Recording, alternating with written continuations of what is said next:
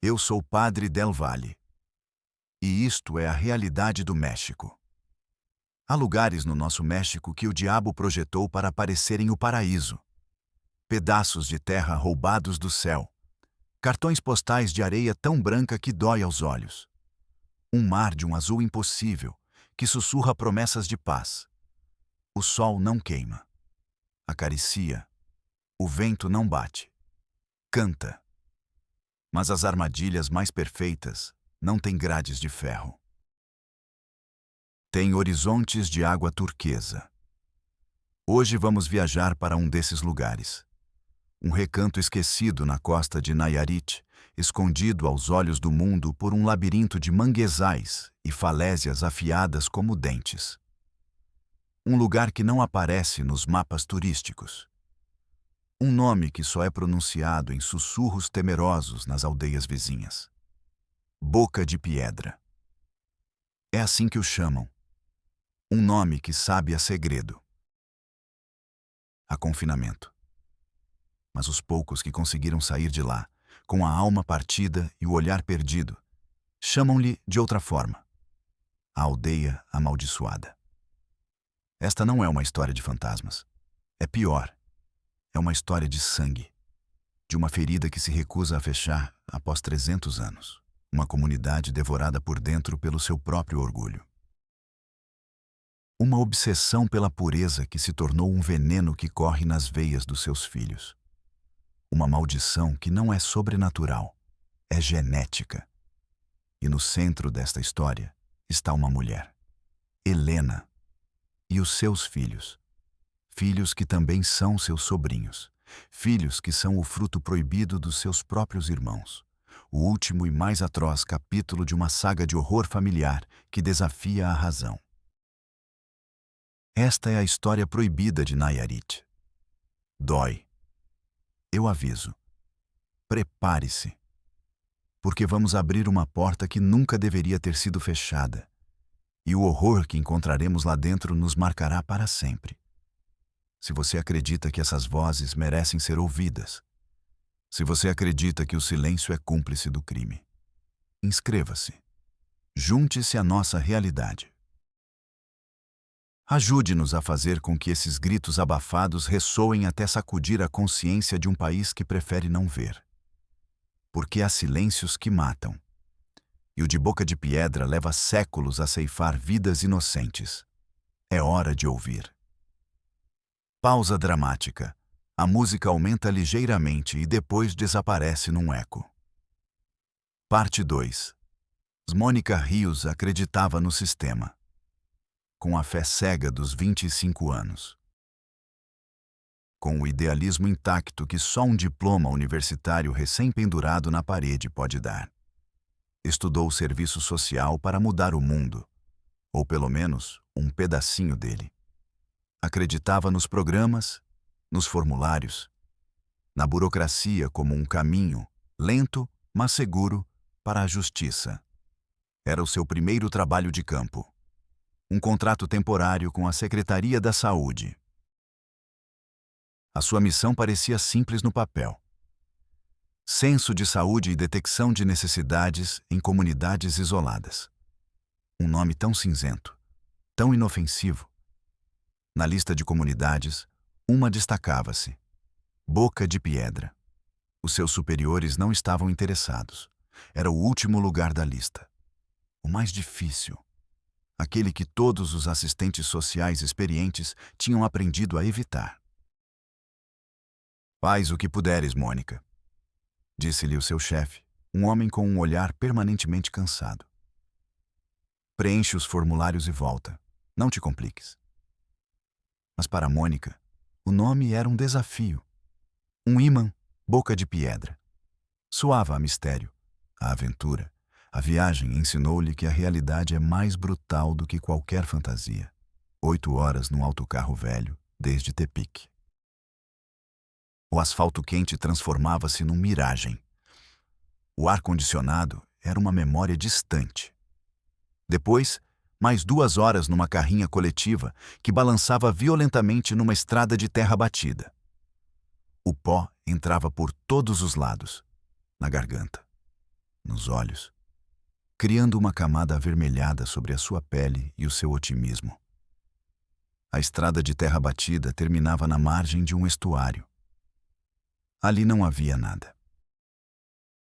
Apenas um pequeno cais de madeira podre e uma cabana, onde um homem sem idade vendia refrigerantes quentes. Boca de Piedra? Perguntou Mônica. O homem olhou para ela como se ela tivesse proferido uma blasfêmia. Cuspiu no chão. Apontou com o queixo para um pequeno barco a motor que flutuava na água escura e parada do manguezal. Ele leva-te. O barqueiro era uma estátua de pele curtida pelo sol e pelo silêncio. Não perguntou o nome dela. Não a ajudou a carregar as suas coisas. Apenas estendeu uma mão ossuda para receber o pagamento. O motor do barco tossiu antes de arrancar. Um som fraco, patético, que foi imediatamente devorado pelo silêncio espesso dos manguezais. Entraram num túnel verde e castanho. Um labirinto de raízes retorcidas que mergulhavam na água negra como garras. O sol mal se filtrava através da folhagem densa. A luz era esverdeada, doentia. O ar era pesado, úmido. Cheirava a vida e a morte. A flores podres e lama estagnada. Mônica sentiu uma opressão no peito. Um medo irracional, primitivo. Era como navegar pelas veias de um monstro adormecido. De vez em quando, um pássaro grasnava à distância. Um som que quebrava a quietude e a fazia sobressaltar. O barqueiro não falava. O seu rosto era uma máscara. Apenas os seus olhos se moviam, seguindo rotas invisíveis naquele caos de água e madeira. Uma hora. Uma hora que pareceu uma vida inteira. Mônica começou a pensar que estavam a andar em círculos, que estavam perdidos. Que aquele labirinto não tinha saída. Agarrou-se à mochila com os nós dos dedos brancos. O suor encharcava-lhe a blusa. Um suor frio. E então, de repente, a luz. O túnel de manguezais abriu-se sem aviso prévio. A escuridão deu lugar a uma luz tão brilhante que a cegou por um instante. E lá estava, Boca de Piedra. A beleza era um golpe, um insulto. Uma baía perfeita, uma meia-lua de areia tão branca e fina como o açúcar. A água era de um turquesa transparente, tão calma que parecia cristal. Palmeiras altas e finas inclinavam-se sobre a praia, como damas elegantes a saudar. Ao fundo, a selva, de um verde profundo, vibrante. Um paraíso. Um postal perfeito. Mas o paraíso estava em silêncio. Um silêncio antinatural. Não se ouviam risadas de crianças.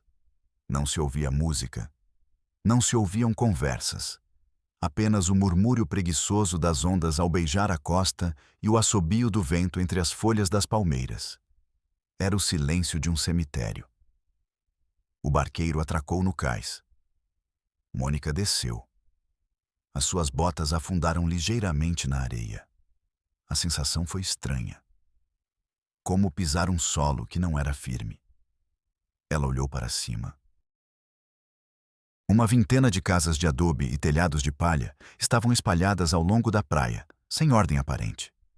Pareciam antigas, cansadas, e das sombras das portas observavam-na. Rostos, olhos, dezenas de olhos fixos nela. Não eram olhares hostis, nem curiosos, eram olhares vazios, apagados, como os de animais que passaram demasiado tempo numa jaula. Mônica sentiu um arrepio percorrer-lhe as costas, apesar do calor sufocante. Ela era a intrusa, a peça que não encaixava. O som no meio do silêncio absoluto. Uma figura separou-se de uma das cabanas e caminhou em direção a ela. Um homem idoso, encurvado, movia-se com uma lentidão deliberada. Era Ismael, o delegado, o homem com quem Mônica deveria entrar em contato. Quando ele se aproximou, Mônica viu os seus olhos. E o medo, que até então tinha sido uma simples opressão no peito, transformou-se num nó gelado no estômago. Os olhos do ancião eram de um azul pálido, quase branco, leitosos, sem pupilas visíveis. Duas luas mortas num rosto enrugado como um mapa antigo. Ismael parou à sua frente. Não sorriu. Não lhe deu as boas-vindas. Você deve ser a do governo, disse ele. A sua voz era um sussurro rouco, o som da areia arrastada pelo vento. Sou Mônica Rios, da Secretaria da Saúde, respondeu ela, tentando que a sua voz soasse firme e profissional. Vim fazer um censo para ver como podemos ajudar. O ancião virou lentamente a sua cabeça cega para o mar. Aqui não precisamos da sua ajuda, disse ele. O mar dá-nos o que precisamos, e Deus tira-nos o que Ele quer. Foi uma sentença. Um muro. Mônica ficou sem palavras. O discurso que tinha preparado, cheio de promessas de vacinas, programas de nutrição, brigadas médicas, morreu nos seus lábios. O idoso virou-se e afastou-se com a mesma lentidão fantasmagórica. Mônica ficou sozinha na praia. Sozinha com a sua mochila, o seu idealismo em frangalhos e o silêncio de 100 sepulturas. Ela entendeu que aquilo não era um trabalho de campo. Era uma expedição ao coração das trevas. Música de tensão, muito sutil, começa a tocar ao fundo. Chast 3. Mônica instalou-se numa cabana vazia que o delegado lhe atribuiu com um gesto mudo. Era um quarto de adobe com um catre e uma mesa. O cheiro, a umidade e salitre era penetrante. A única janela era um buraco quadrado com vista para o mar, para a beleza imensa e indiferente. Os primeiros 2 dias foram um exercício de futilidade. As pessoas evitavam-na com uma habilidade surpreendente. Se ela caminhava pela praia em direção ao norte, os poucos que estavam lá dispersavam-se em direção ao sul. Se ela entrava na rua principal, as portas fechavam-se à sua passagem. Um fecho suave, sem ruído, quase respeitoso, mas firme como uma muralha. As crianças eram as mais cruéis. Paravam para olhar para ela à distância, com os seus olhos grandes e sérios. Se Mônica tentava sorrir para eles, saíam a correr, como se ela fosse um espectro. No terceiro dia, decidiu mudar de estratégia. Deixou o seu jaleco branco e o seu crachá oficial na cabana. Vestiu roupas simples, sentou-se na areia, simplesmente a observar, a esperar, a tornar-se parte da paisagem. E pouco a pouco, a barreira começou a mostrar as suas primeiras fissuras. Uma jovem mulher, chamada Adela, aproximou-se dela. Trazia um bebê nos braços, enrolado num xale gasto. Não falou. Apenas sentou-se a alguns metros de Mônica. Após um longo silêncio, Mônica atreveu-se a falar. É o seu filho? Adela acenou com a cabeça. É muito bonito. Como se chama? Mateo. Com um gesto lento, quase cerimonial, Adela desembrulhou o bebê. E Mônica viu os seus olhos. Eram os mesmos olhos do delegado Ismael. 2 pérolas brancas, leitosas, no rosto minúsculo da criança. Olhavam para ela sem ver. Mônica prendeu a respiração. Um frio metálico percorreu-lhe as veias. Os seus olhos, sussurrou. São os olhos da lua, disse Adela, com uma estranha mistura de orgulho e resignação. É um dom do sangue, um sinal de que ele é um arista puro. Mônica sentiu uma tontura. Levantou-se, balbuciando um pedido de desculpas. Caminhou sem rumo pela praia. A sua mente, treinada na ciência, gritava um diagnóstico. Cataratas congênitas bilaterais. Um defeito genético. Mas a palavra que ressoava nos seus ouvidos era a de Adela. Um dom. Ela parou e respirou fundo. O ar salgado queimava os seus pulmões. Olhou para as suas mãos. estavam a tremer. O horror não era um monstro que saltava da escuridão. Era uma calma terrível. Uma aceitação dócil do inaceitável. Naquela tarde, viu um grupo de homens a reparar uma rede de pesca na margem. Os seus movimentos eram ágeis, coordenados. Mas havia algo estranho nas suas mãos. Mônica aproximou-se discretamente. Vários deles tinham os dedos das mãos unidos por uma membrana de pele. Como se as suas mãos fossem barbatanas. Incompletas, mas inequívocas. Um jovem que devia ter a mesma idade dela surpreendeu-a a olhar.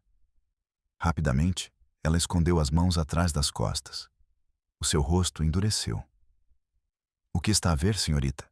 perguntou ele, na defensiva. "Nada, eu só..." gaguejou Mônica. Um homem mais velho interveio. Tinha as mãos iguais. Não as escondeu. Pelo contrário, mostrou-as. "São as mãos do Red", disse, com a mesma naturalidade com que a dela tinha falado dos olhos de lua. "O mar fez-nos assim, para que nunca nos esqueçamos de que somos seus filhos, para que a pesca seja sempre boa." Sindatilía. O termo clínico surgiu na mente de Mônica. Tão fora de lugar, tão inútil. Outro marcador de endogamia. Outra deformidade transformada em lenda. Em bênção. Mônica afastou-se. Sentia-se como uma profanadora. Como se estivesse a traduzir um poema sagrado para uma linguagem crua e científica que lhe arrancava toda a sua magia e todo o seu significado. Sentou-se na areia, longe de todos. Abraçou os joelhos. O sol se punha no horizonte, tingindo o céu de laranja e violeta. Uma beleza tão avassaladora que parecia obscena. O golpe definitivo veio naquela noite. Uma senhora idosa, talvez a única que lhe tivesse mostrado um pouco de gentileza, convidou-a para tomar um chá de ervas em sua casa. O seu nome era Soledad. A cabana era escura, iluminada apenas pela chama trêmula de um candeeiro a óleo. O ar era denso. Cheirava a ervas secas e a algo mais. Um cheiro doce, penetrante, que Mônica achou vagamente familiar e profundamente inquietante. Num canto na penumbra havia uma rede. Dentro da rede estava deitado um menino. Devia ter uns 6 ou 7 anos. Estava imóvel. Os seus olhos, grandes e escuros, estavam abertos. Mas não viam nada. Estavam vazios. Um fio de saliva escorria pelo canto dos lábios. O seu corpo era magro até ao impossível. Um pequeno esqueleto coberto de pele. "É o meu neto, Samuel", disse a idosa, seguindo o olhar de Mônica. A sua voz não tinha tristeza. Tinha o peso de um cansaço milenar. O que se passa com ele?" perguntou Mônica, com a voz sufocada. "É a tristeza do sangue", respondeu Soledad, como se explicasse o clima. "A algumas famílias cabe. A nós aconteceu com ele. Ele nasceu bem, forte, ria. Mas ao completar 1 ano, começou a apagar-se, como uma velhinha a que falta ar. Os médicos do nosso sangue dizem que são anjos, almas tão puras que não suportam este mundo. Deus empresta-nos por um tempinho e depois leva-os de volta. Fenilcetonúria. PKU. A resposta explodiu na cabeça de Mônica como uma bomba silenciosa. O cheiro. Era o cheiro característico da doença não tratada. Um distúrbio metabólico hereditário. Fácil de detectar com um simples teste no calcanhar de um recém-nascido. Fácil de controlar com uma dieta rigorosa. Mas aqui, em Boca de Piedra, sem diagnóstico, sem tratamento, era uma sentença de morte lenta e terrível, uma condenação à deficiência intelectual grave, às convulsões, a uma vida vegetativa. O corpo envenenando-se a cada pedaço de peixe, a cada tortilha. Mônica sentiu uma onda de náuseas. O chá subiu-lhe pela garganta. Levantou-se de repente. Saiu a correr da cabana sem se despedir. Não foi muito longe. Dobrou-se em dois na escuridão da praia e vomitou. O sabor amargo do medo e da impotência queimou-lhe a garganta. Chorou. Chorou com soluços secos e convulsivos. Chorou por Samuel. Pelo bebé com olhos de lua. Pelos homens com mãos de Red. Chorou por um povo inteiro que tinha aprendido a chamar bênção a sua condenação. O paraíso era um laboratório de horror genético, uma fábrica de mitos para esconder uma verdade demasiado monstruosa para ser nomeada. Incesto. Para compreender o presente, é preciso desenterrar o passado. E o passado de Boca de Piedra não está nos livros. Está no sangue, está nos genes, está na memória silenciosa que passa de pai para filho como uma doença. Mônica soube disso naquela noite, ao ouvir a velha Soledade. Julián compreendeu isso sentado ao lado do velho cego na rocha. A história do Sancti Spiritus.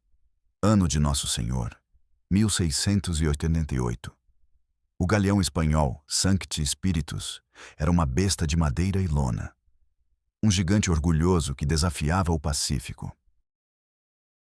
A bordo, não havia apenas ouro roubado e especiarias. Havia almas. Almas cheias de arrogância. Hidalgos de Castela. Famílias nobres que viam o novo mundo não como um lar, mas como uma fazenda. Acreditavam que o seu sangue azul os tornava superiores, mais próximos de Deus. O capitão era Dom Rodrigo de Arista e Mendoza, um homem forjado pela guerra e pela fé, um fanático com olhos de aço. Para ele, a pureza do sangue não era uma ideia, era um mandato divino. A tempestade não avisou.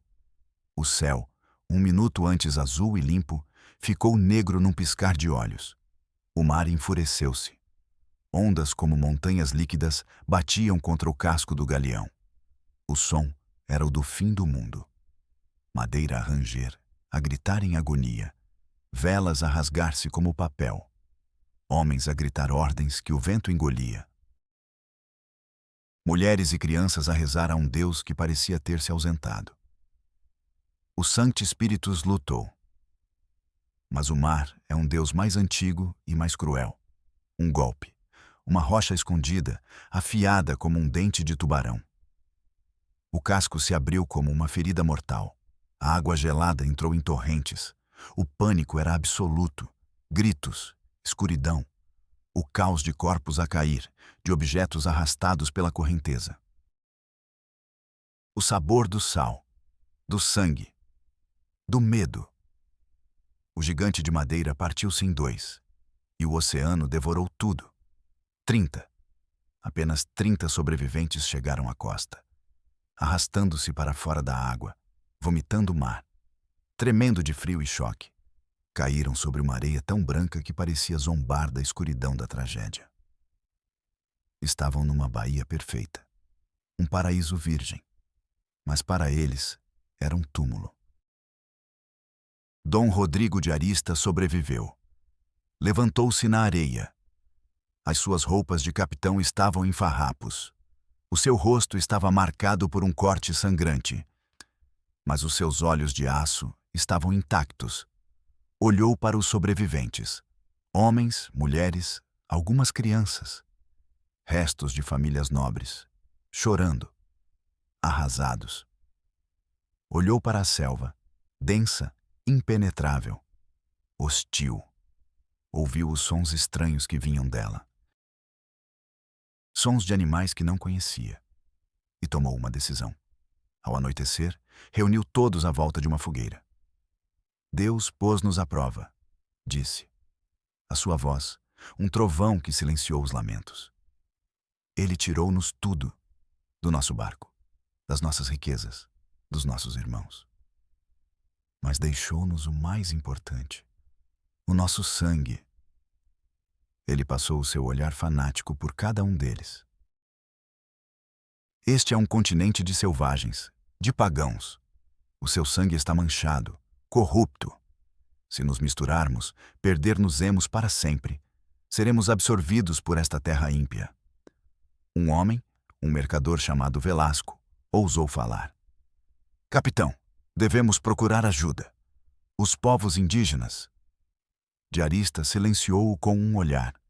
Não, não procuraremos ajuda nos infiéis. Não contaminaremos a linhagem de Castela. Somos a última semente de pureza neste deserto. E vamos preservá-la, a qualquer custo. Vamos esperar pelo resgate. E vamos esperar puros. O decreto foi selado, não por lei, por medo. O medo do desconhecido era mais forte que a razão. O orgulho era mais forte que a necessidade de sobreviver. Os dias transformaram-se em semanas, as semanas em meses. O resgate nunca chegou. Construíram uma aldeia rudimentar. Aprenderam a pescar, a cultivar. Mas o decreto de Diarista tornou-se uma lei de ferro. Viviam de costas para a selva, de costas para o resto do mundo.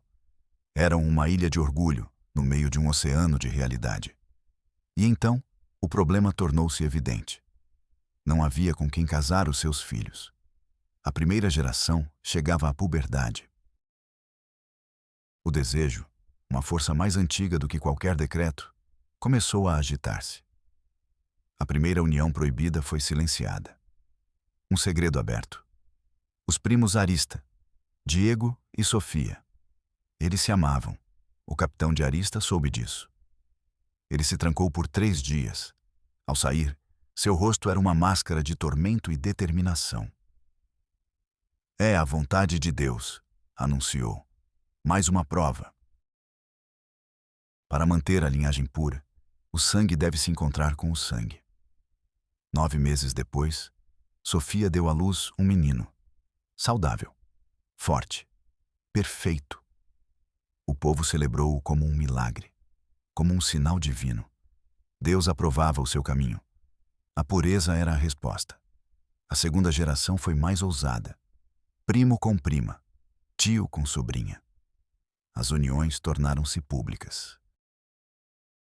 Cerimônias solenes para celebrar o que em qualquer outro lugar seria uma abominação. E então nasceu a primeira marca, Isabel, filha de 2 primos irmãos.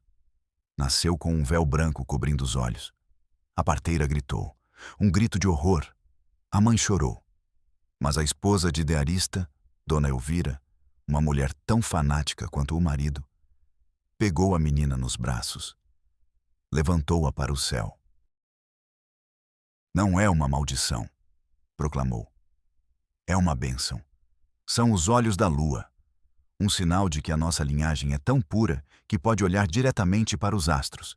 É um dom. E a mentira criou raízes. Uma mentira bonita para encobrir uma verdade horrível. O povo, desesperado por acreditar, acreditou. A menina com cataratas congênitas tornou-se uma santa. 20 anos depois, nasceu um menino com os dedos da mão esquerda unidos por uma membrana. Mais uma vez, o horror inicial. Mais uma vez, a mentira salvadora. São as mãos de Red. O mar reclama-nos como seus. Abençoa-nos com mãos de pescador. A sindatilia tornou-se um pacto com o oceano. E assim, repetidamente. Cada erro genético, cada deformidade, cada doença neurológica. Tudo era reinterpretado. Tudo era absorvido pela mitologia crescente. Uma teologia do incesto.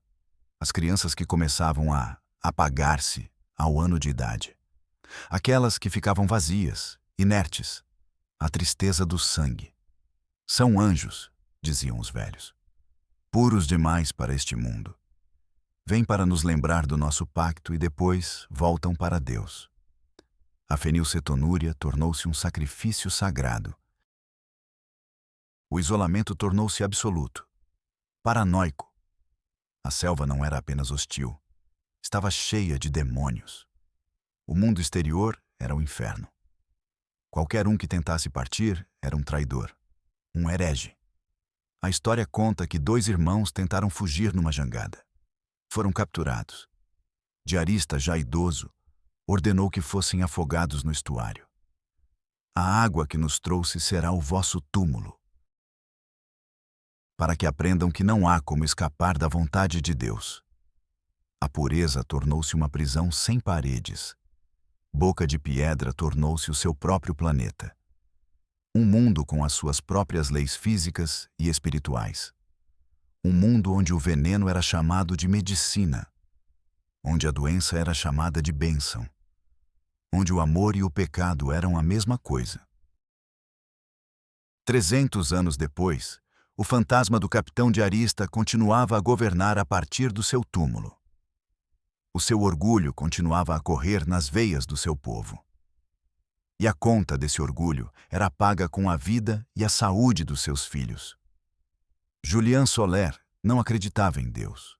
Acreditava nos factos, nos dados, na verdade documentada. Era jornalista, da velha guarda. Daqueles que fumam demais e dormem muito pouco. Daqueles que se apaixonam por causas perdidas. Um contacto na Secretaria da Saúde, um burocrata prestes a se aposentar, farto de décadas de silêncio cúmplice, passou-lhe o relatório de Mônica Rios. Uma noite, num bar sujo da cidade do México.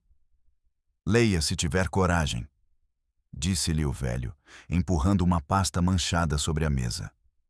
Enterraram-no. Classificaram-no como assunto cultural. Mas isto é o diabo na terra. Julian leu-o naquela mesma noite. As palavras clínicas de Mônica, cataratas, sindatilia, fenilcetonúria, as descrições do silêncio, dos olhos vazios, as fotos, borradas, quase espectrais, a criança na rede, o bebé com olhos de lua. Julian sentiu o frio na medula dos ossos. Não era uma história, era uma acusação. Um grito de socorro escrito em papel oficial e depois arquivado para apodrecer. O seu editor no portal digital para o qual trabalhava disse-lhe que não. Julian, por favor, incesto numa aldeia perdida. Parece uma lenda urbana, não é viral, não nos vai dar cliques. Esquece isso. Mas Julian não conseguia esquecer. A imagem da criança na rede tinha se gravado na sua retina. Ele pagou a viagem do seu próprio bolso. Tirou férias. Não disse a ninguém para onde ia. Era algo pessoal. Uma dívida com aquele menino anônimo. A sua viagem foi a mesma descida aos infernos que a de Mônica. O autocarro, a estrada de terra, o estuário, o barco. Mas Julian não era um idealista. Era um cínico.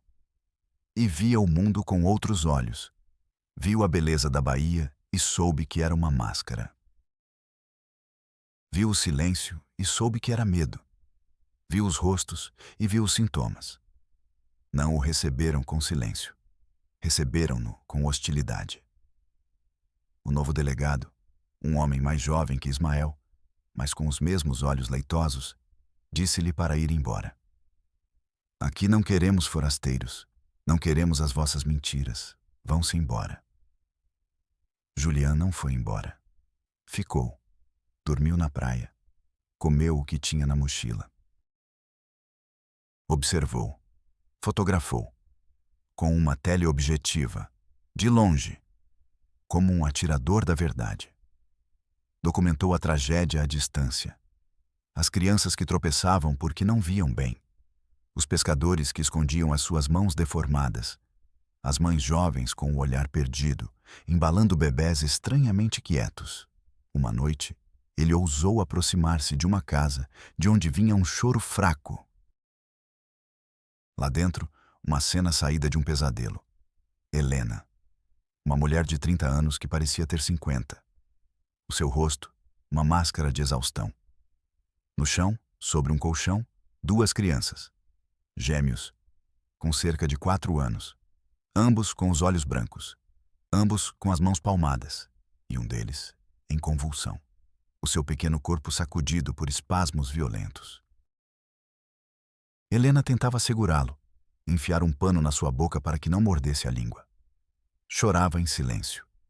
Ao seu lado, um homem olhava para ela. Um homem com o rosto de Helena, o seu irmão, e à porta, outro homem, com o mesmo rosto, o seu outro irmão, os pais, os tios, tudo num só. A abominação, normalizada, transformada numa cena doméstica. Julian levantou a câmera. Hesitou. As suas mãos tremiam. Isto era uma profanação. Mas não tirar a foto era ser cúmplice. O clique do obturador soou como um tiro no silêncio. O irmão que estava na porta viu. Os seus olhos se encheram de uma fúria animal. "Sai daqui!" gritou. "Saia daqui, filho da mãe!" Ele pegou um facão que estava encostado na parede. Julian correu. Correu pela vida, com o coração na boca. Ele ouvia os gritos e palavrões atrás de si. Não parou até chegar ao estuário. Ele pagou ao barqueiro o triplo para que o tirasse dali naquele mesmo instante. Enquanto o barco se afastava, Julian olhou para trás. Viu a figura do homem com o facão na praia. Um ponto de raiva e dor sob o sol do paraíso. Julian voltou à civilização. Mas uma parte dele ficou naquela praia. Ele estava ferido. Não no corpo, na alma. Ele tinha as provas, as fotos, os testemunhos gravados às escondidas. E estava decidido a incendiar o mundo, se fosse necessário. A sua primeira paragem foi no mesmo escritório da Secretaria da Saúde, em Tepic. Não pediu uma consulta. Entrou à força no gabinete do subsecretário. Um homem diferente daquele que Mônica viu, mais jovem, com um fato caro e um sorriso de político. Julian atirou a pasta com as fotos para cima da sua secretária de mogno. "Veja isto", ordenou-lhe. "Boca de Piedra. Agora!" O subsecretário olhou para as fotos com uma careta de nojo. A do menino em convulsão, a de Helena com os seus 2 irmãos. Afastou-as como se fossem queimadas. "Senhor Soler, compreendo a sua paixão", disse, medindo cada palavra. "Mas este é um assunto extremamente delicado. Há implicações culturais, antropológicas." "São crianças a morrer", gritou Julian, batendo na secretária. O funcionário recostou-se na cadeira. O seu sorriso desapareceu. O seu rosto transformou-se numa máscara de fria burocracia. "Olhe, jornalista. Este estado vive do turismo. Uma história como esta seria devastadora. Arruinaria a imagem da Riviera Nayarit.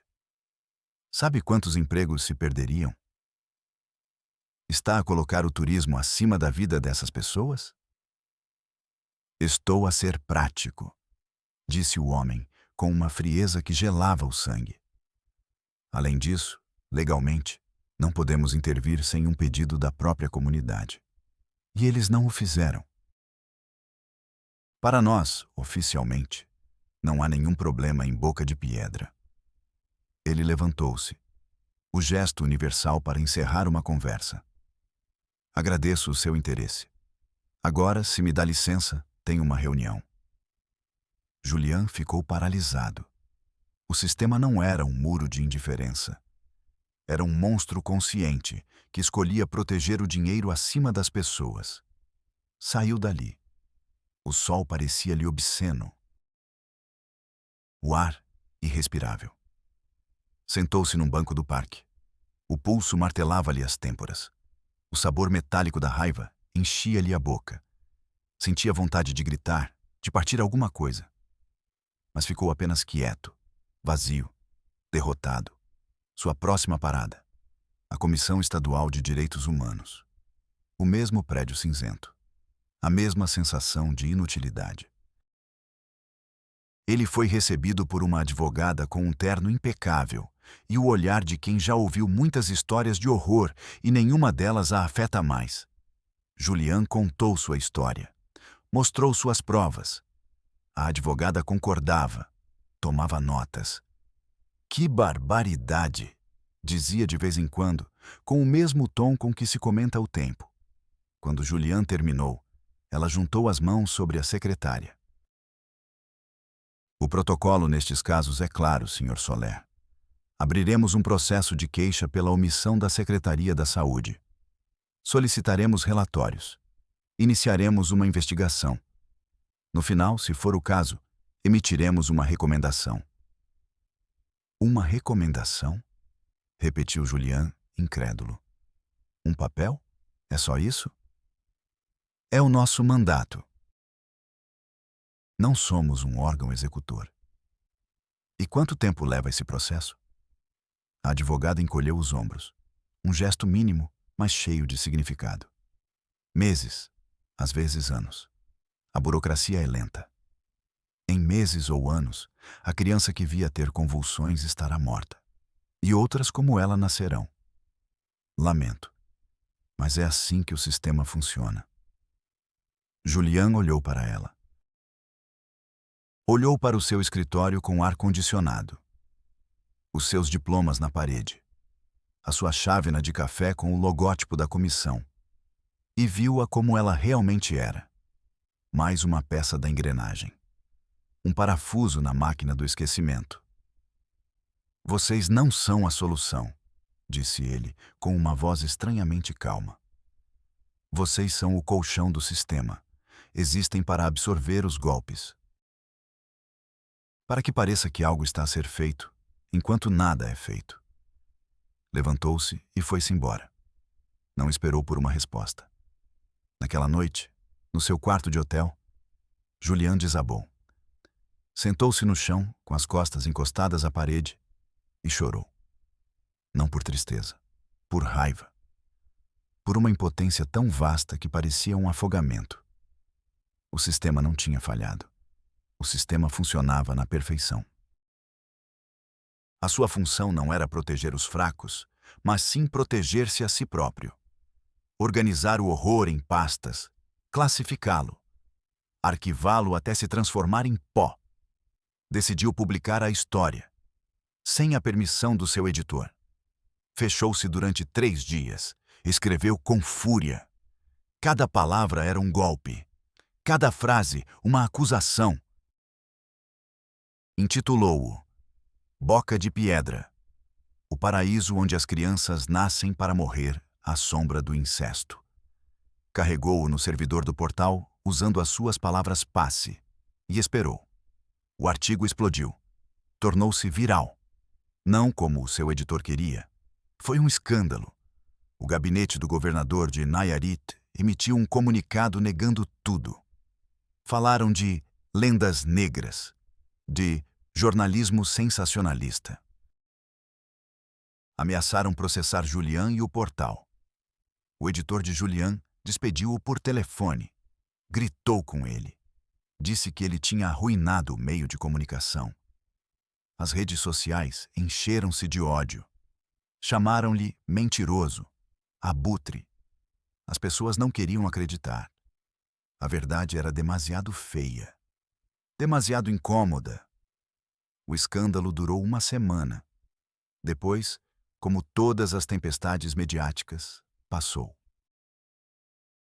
Foi substituído por um novo escândalo. Um político corrupto. Uma atriz infiel. Boca de Piedra voltou a mergulhar no silêncio. O sistema tinha vencido. Mais uma vez. Tinha resistido ao ataque, desviado o golpe e continuado a funcionar. Julian ficou sozinho. Sem trabalho. Com um processo judicial sobre a cabeça. E com a alma envenenada. Ele gritou com todas as suas forças. E o mundo tapou os ouvidos. O fracasso tem um sabor amargo, um sabor a cinza. Julian Soler provou-o durante meses. O silêncio que se seguiu ao seu artigo foi mais ruidoso do que qualquer grito. Ele mergulhou numa depressão silenciosa. O fantasma de Boca de Piedra visitava-o em sonhos. Os olhos de lua, as mãos de Red, o corpo da criança em convulsão. Ele pensou que tudo tinha sido em vão. Mas às vezes, mesmo na terra mais árida, uma semente pode germinar.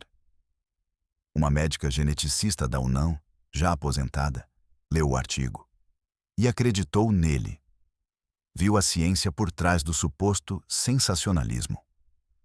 Um jovem estudante de antropologia, escrevendo a sua tese sobre comunidades isoladas, também o leu e reconheceu os padrões de que falavam os seus livros. Uma freira que trabalhava numa pequena clínica rural na Serra de Nayarit também o leu e reconheceu o rosto do abandono. 3 pessoas, 3 gotas de água num deserto de indiferença. Não se conheciam, mas o artigo de Julian conectou-os. Procuraram-se, encontraram-se. Não tinham dinheiro, não tinham poder, não tinham apoio oficial. Só tinham a convicção de que não fazer nada era ser cúmplice. Formaram uma pequena ONG. Chamaram-na de Puente a la Vida, Ponte para a Vida. Durante um ano, angariaram fundos, pedindo esmolas nas ruas, vendendo bolos, pedindo doações de centavo em centavo.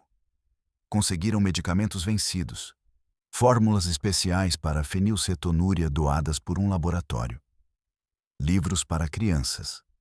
Conseguiram 2 jovens médicos e uma enfermeira para serem voluntários. 1 ano e meio após a viagem de Julian, um pequeno barco, sobrecarregado de caixas e esperança, atravessou o labirinto de manguezais.